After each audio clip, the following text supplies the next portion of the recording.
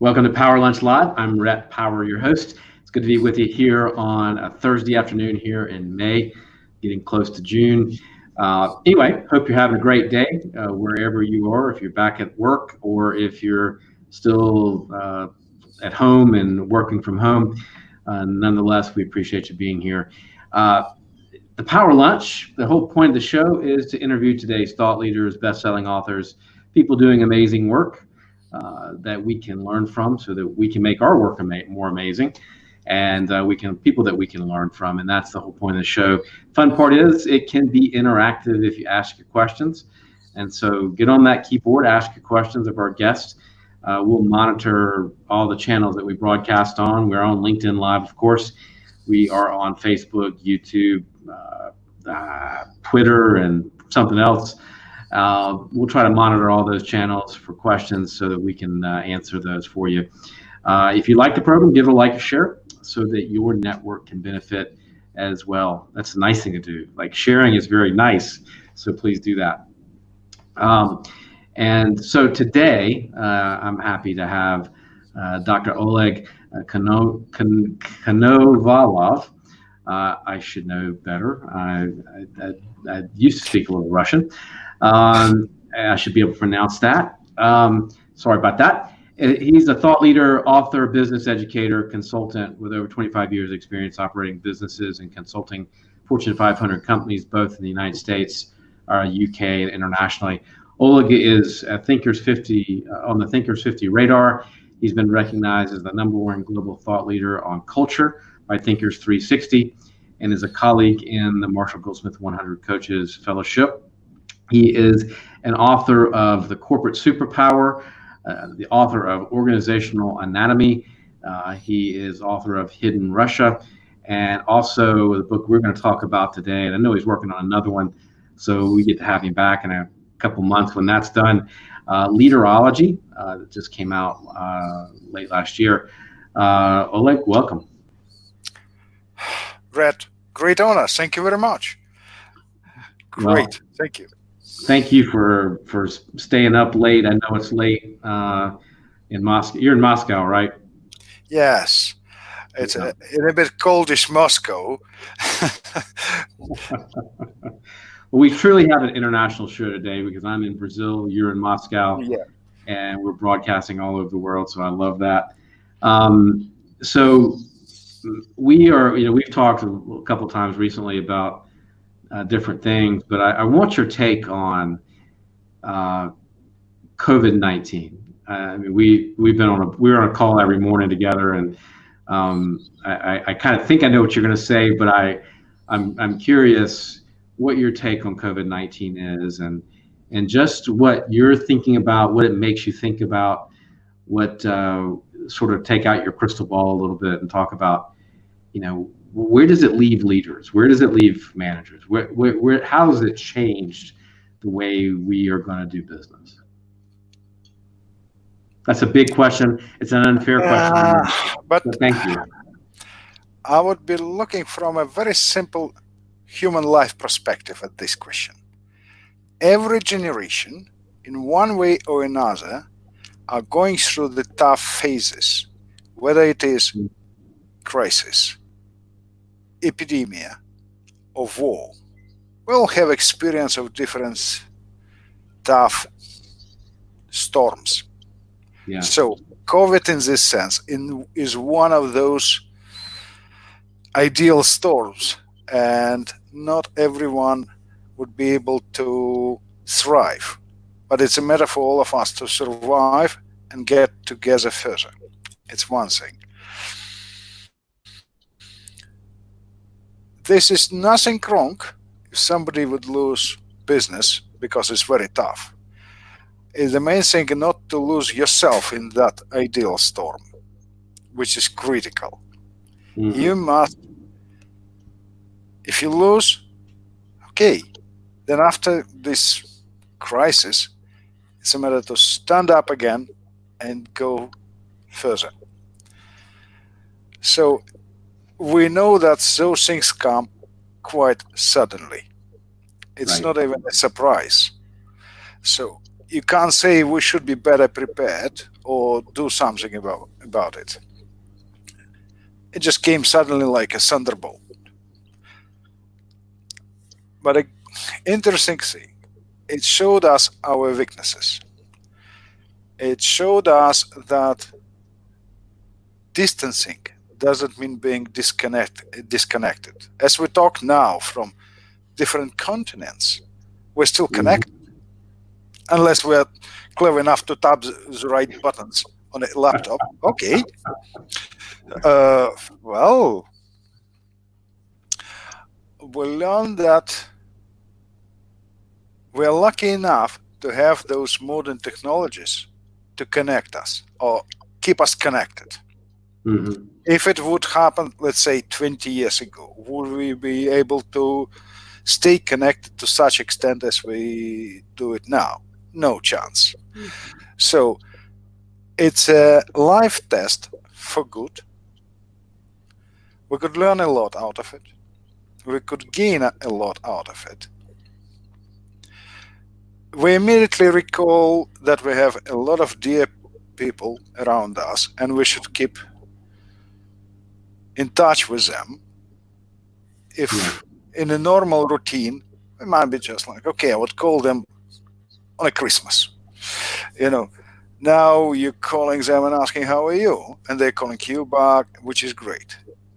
How many times in the Marshall Goldsmith group we were chatting? Well, regularly, but not as often. Now every day we're together. Yes. We're chatting, we're learning from each other, we're becoming stronger together. So this storm actually put us together. You think so? Yes. Because you value every call or a message when people asking, how are you? And I'm glad to answer, I'm fine, how are you? Which is a human thing. And I'm getting such message, and I believe you as well, from different sides of the world. We're learning from it. The test is normal, right? We've not been prepared to have such tough test. But do you know any generation which we could say that it's had a smooth life without any troubles? I don't think so. No, I was on. I did an interview with Martin Lindstrom the other night, and he basically was saying the same thing, that every generation has that sort of pivotal moment, right? That really defines who they are and what it's going to define that generation. And I think that's probably right. And I think this is probably that, for my kids who are teenagers, this is probably one of their defining moments, I would imagine. Exactly. I remember my grandparents or my granddads talking about the Second World War, which was right, the toughest challenge for humanity. We've been through different kind of problems, and we're learning from them how they've been through. Actually, we are living artifacts for the next generation, and they would learn from us how we've gone through those challenges and trials and tests. They would learn from us, and only because of this, for this simple reason, we must stay strong. We must learn to pass them something valuable, because they will face their tough days. We don't know what kind of a days they will face, but surely they will get some kind of a lessons from us.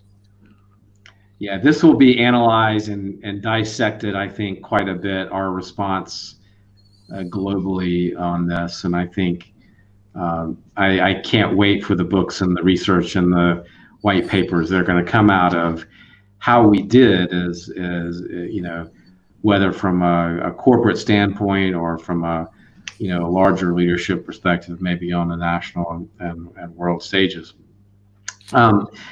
So let me ask you. Let's get into the book. I have my beautiful copy of this right here. Wow. So let's get into Leaderology. and talk about things. Let's talk about that for a second, because I think it is really timely. It was a timely book for me and what we're facing now. Um, how should we be rethinking, management and leadership today? I mean, not because of COVID, but in general. I mean, the whole premise is that we need to start rethinking. Um, I mean, that the digital era has really changed uh, leadership. It's changed, and I mean, COVID's a prime example of that, right? With offices and organizations moving to and having to digitize and go remote, and there's a lot of talk about that now. Um, Talk about how we should rethink the way we're managing and leading.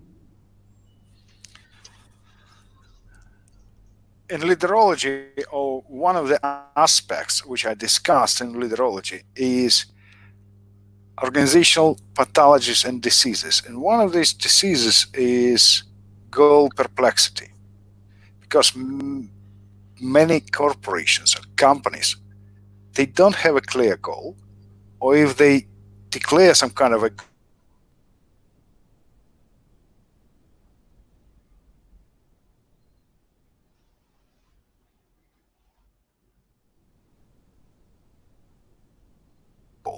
they chat with one of the seniors at probably one of the largest IT companies. And he said to me, look, we quickly learned that corporate politics would not lead us anywhere far. We must be clear on our goals and going forward towards these goals. Otherwise, we would not survive. So it was a problem which I discussed in that book, and their response. So stimulus and response. It took quite a long time for them to realize that mistake or that problem, but eventually they did. And I hope many companies would realize that they must be clear on what they do. They must. Another example, I had been involved recently in a conversation about helping company, which is the model is built on franchising, and they've been talking about they're losing business, the shops are closed because of lockdown, things like that, how to survive. And it was a long presentation. The problem is, at the end, when they asked me, and I said, look, I didn't hear one word, which is quite important, customer. All over the presentation, they've been talking about themselves and their problems and how they should solve this problem, instead of saying, okay, their customers are locked at the moment, how their needs changed, what they need now, how they approach them. I just, okay, guys, you've been running few successful shops and you got a good loyal base of loyal customers. You got their contacts, you got their emails, phone numbers. Have you called even one of them to ask how is going, what's going? No. Was it difficult to call? No. So why they exist? For whom? Isn't the problem? Okay. We have another problem is we're looking at leadership as a function. So more or less, we could talk leadership as sales, as HR, as operations, but leadership is a system of growing people, of creating more productive systems. This must stand on a simple understanding for reflecting the main purpose of leadership. Act for people, act with people, and act for their needs. And so you must have a vision. Why do you exist? Why your company exists? And what you do to serve them in the best way. Because let's put it simple way. People love great stories. For instance, people love listening to us, I would imagine. Oh, I hope so. you know. But in the best scenario, all of us love to be the part of that story of success.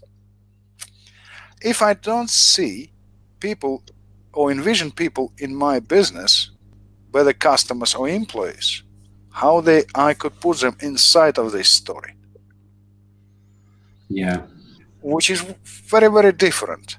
So we're quickly learning that this is not a stand-alone function. It's a system of engaging everyone by growing everyone involved and creating value every day. Yeah. I mean, that's a great. I love it. I love that.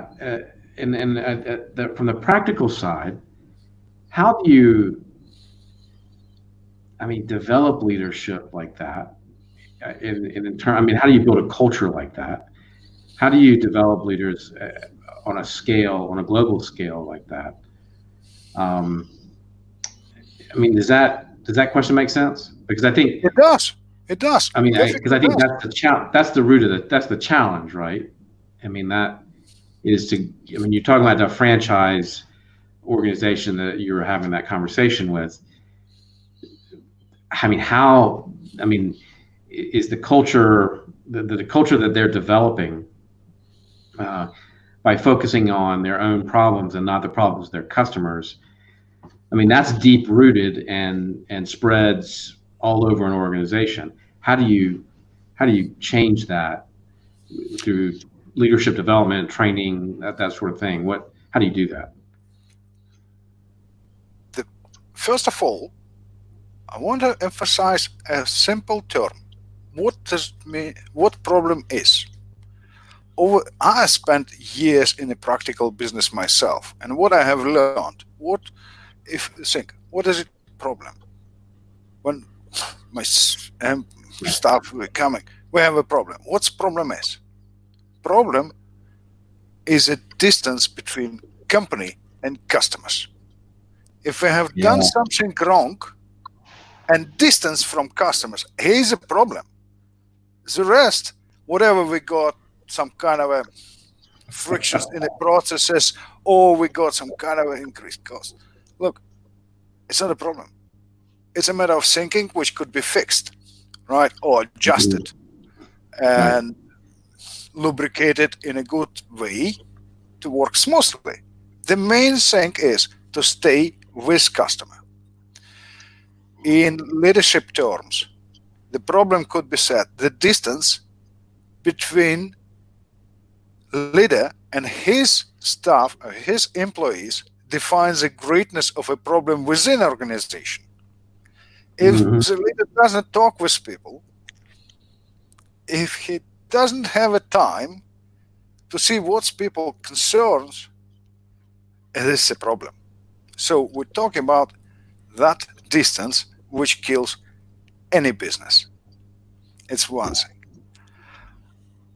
So when we have this clear understanding of what problem is, we could see what's going on around us.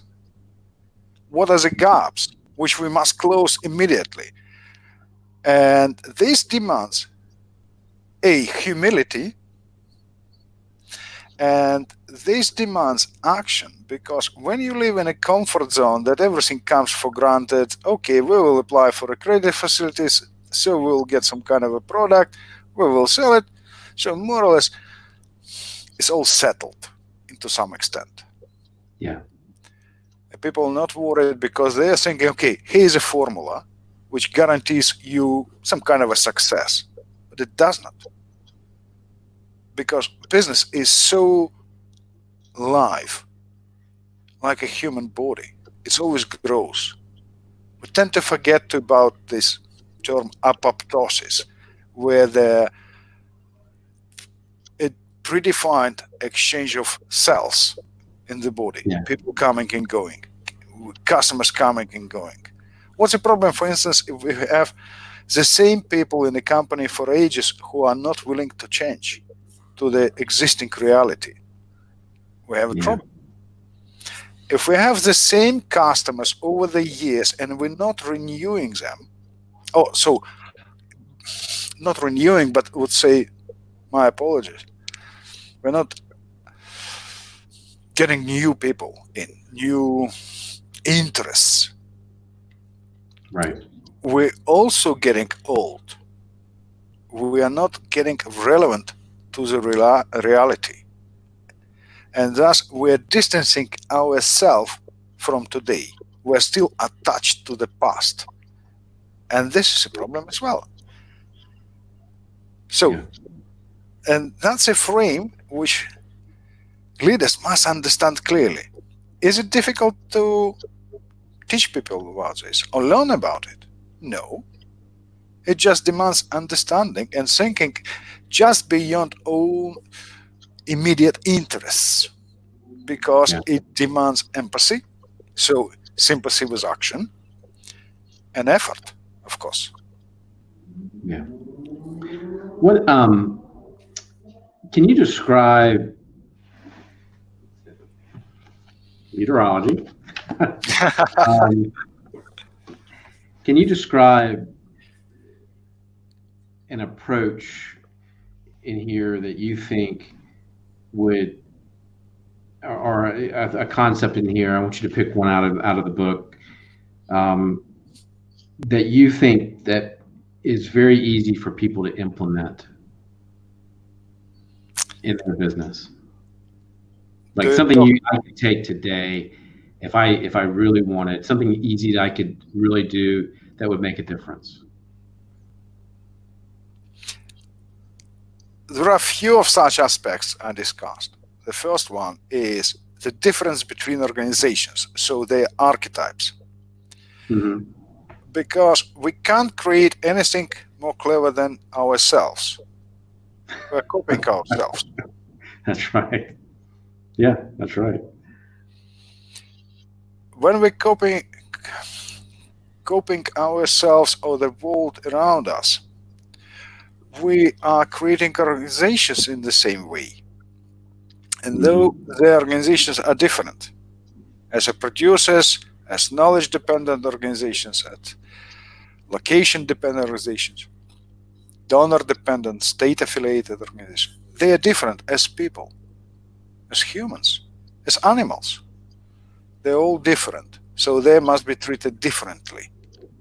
Yeah. You can't treat organizations or companies in the same way as, for example, you can't treat airline in the same way as the bank. Mm-hmm. No chance.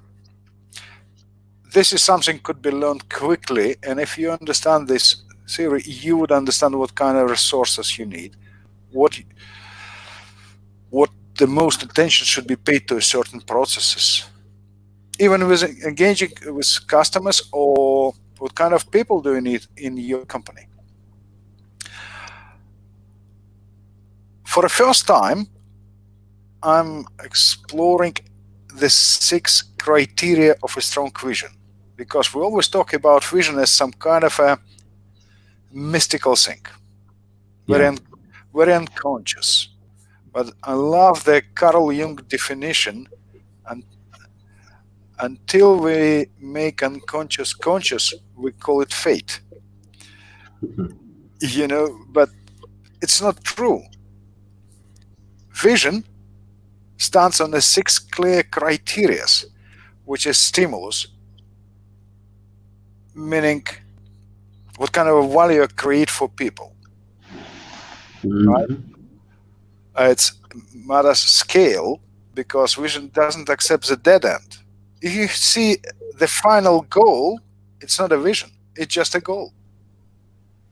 Yeah. It's a matter of spotlight, because having a vision or being a servant leader or visionary leader is like being on a Broadway for 24/7 on the spotlight. You're responsible for it, which leaders often ignore for a strange reason. It demands simplicity, because if it's complicated, no one would understand it, and so it wouldn't be able to work easily, properly. And here we have a problem We love complicated processes. We love complicated talks. We love complicating everything around us, assuming that it would show our higher professional level. It Our doesn't. intelligence, right? All right. Even language. Listen to the modern managers. They talk in some kind of a funny terms without even understanding what they talk about. You need that simplicity. Of course, you need excitement and passion, because if we love something, we're bouncing this passion between us, multiplying, and so adding emotional power to that vision. And it works as emotional magnet for people to support and follow your desires, your vision. So it's a magnet. It's very interesting, because before it was just been said, vision is important. Okay, if it's important, what is it? How it's structured. When we understand the structure, when we understand these functions, we could create it and make it really practical. Yeah. Not mystical. Big difference. Yes. What talk a little bit more about, you've done a lot of work about organizations typology. Can you talk about that a little bit and explain that? Because I think that's I just remember kind of going back to my own businesses that I've run and that I've started. I had never thought about the what it meant, and I don't know that a lot of people do, but I think it's actually an essential thing to know to be really successful. And I think, I mean, if you could talk about that a little bit, I think that would be great. The idea behind it didn't came easy, right? Because I was looking why, for instance, some organizations are working like on very low margin, and some of them on a high profit. Why I can't scale my business to another country, for instance, not my business, but I mean one of the business can be scaled to another country.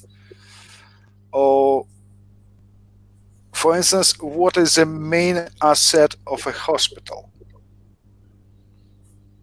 Patients? It's all different.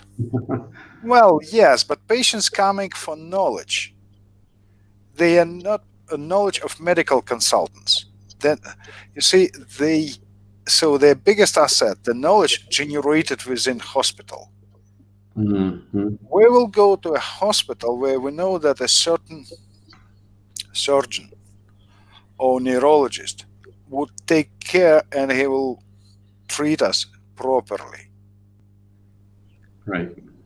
In that moment, we're not even thinking what kind of equipment they have, what kind of a building they have. We need their knowledge of this particular expert. We're going to him. If we go to university, one of the reasons why I'm picking, say, it's a quality of knowledge which they are promised to pass over to me, because the qualifications are the same. Right. All guys would get either bachelor degree, a master's degree, or PhD, whatever. Diplomas would be the same. But what kind of a knowledge I will get from them?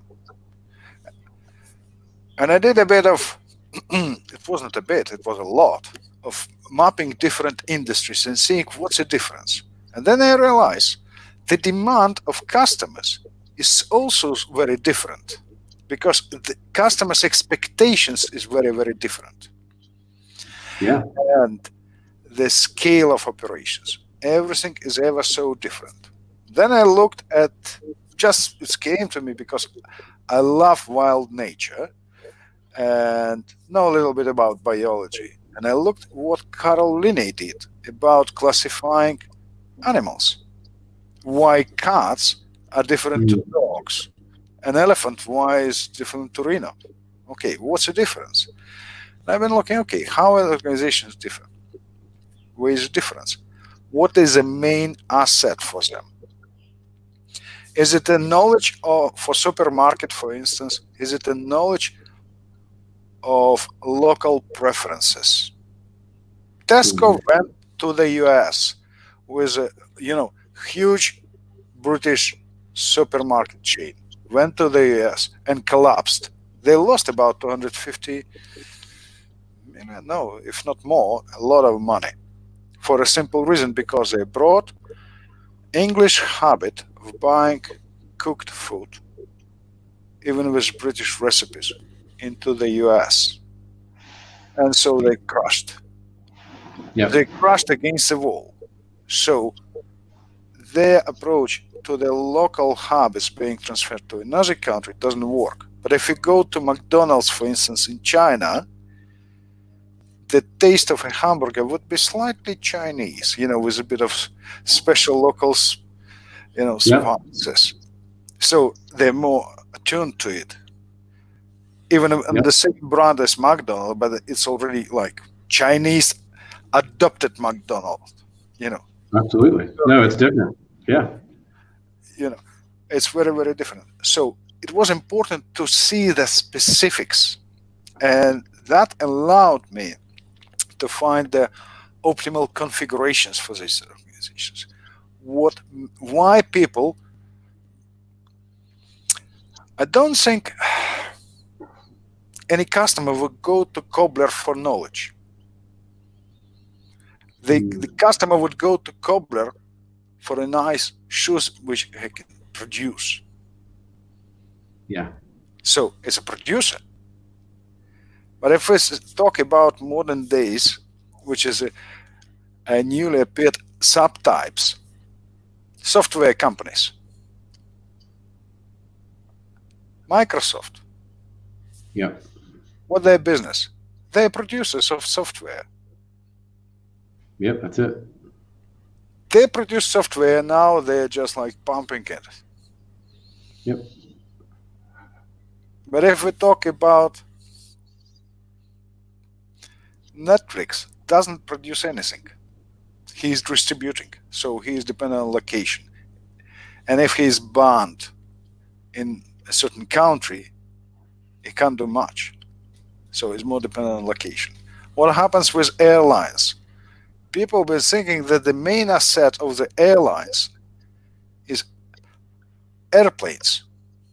Okay, they still have airplanes, but they don't have the routes to fly now, and that's it. They're gone. Right. They're dying. They're in trouble. They're screaming. So Right. airplanes, in this sense, cost nothing. Who would buy them? They need traffic, so they are location dependent. Yep.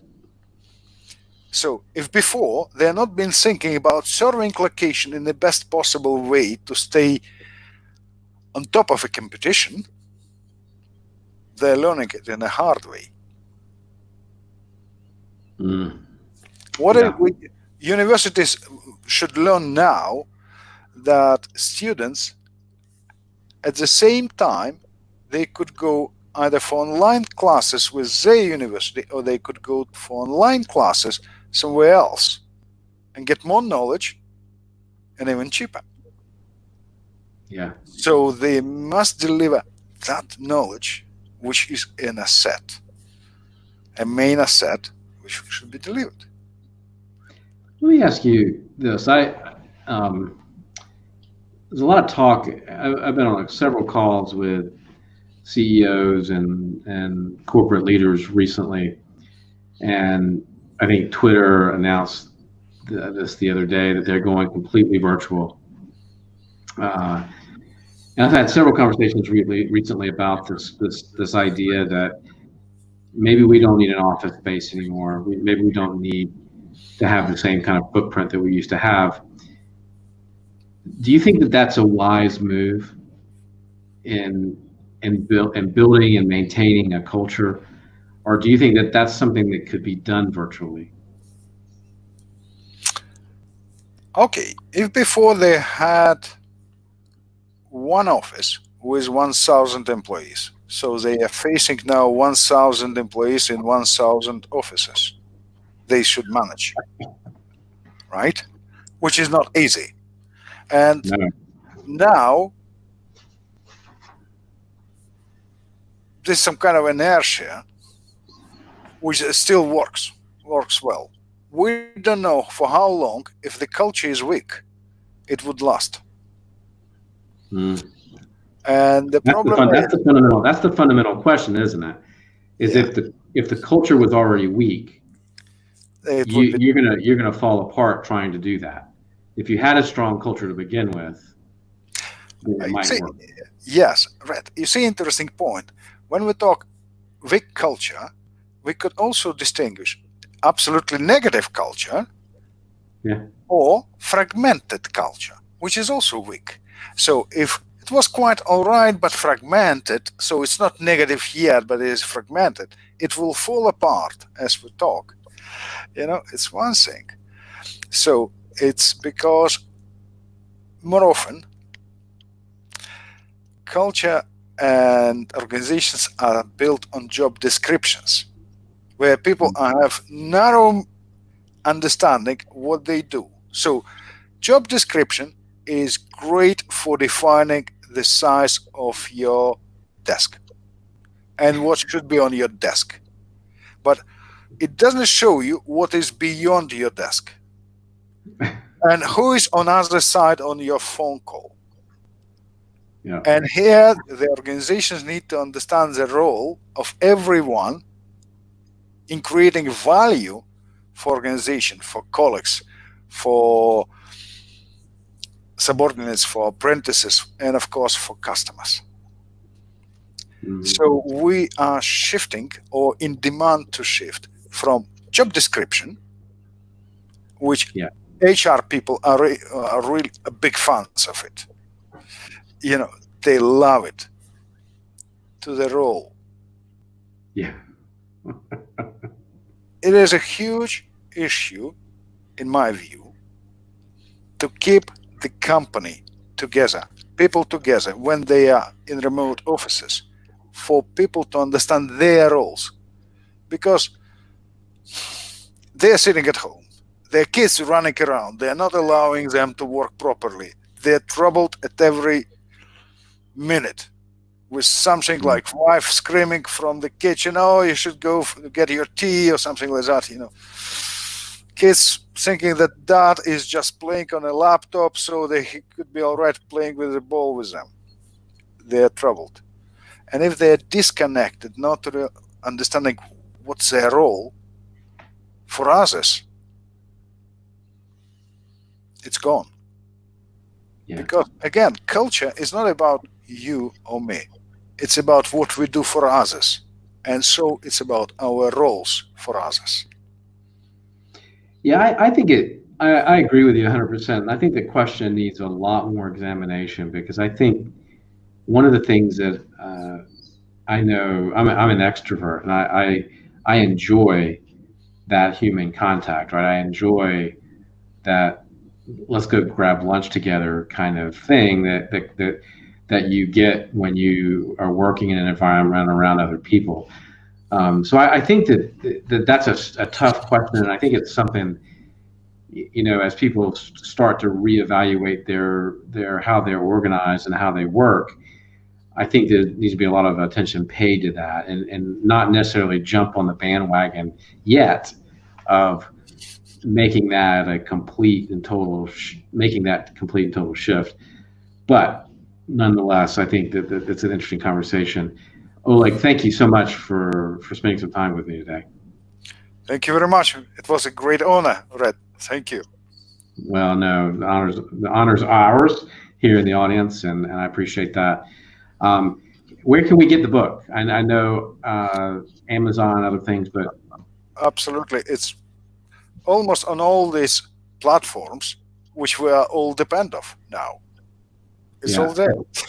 it's unfortunately I can't say just go down to the Barnes and Noble and pick it up because you can't get down to the Barnes and Noble right now. Trouble, but it's available in Kindle, in audio, in paperback. So one click away. All right, well, Leaderology, guys, go get it. It's a fantastic read, and if you're a manager or leader, it gives you a lot to think about in terms of how you're doing and how you can do it better. Anyway, thank you for spending some time with us today here on Power Lunch. We'll be back tomorrow with another show. And until then, have a great day. Stay safe wherever you are, and we'll see you tomorrow. Thank you very much.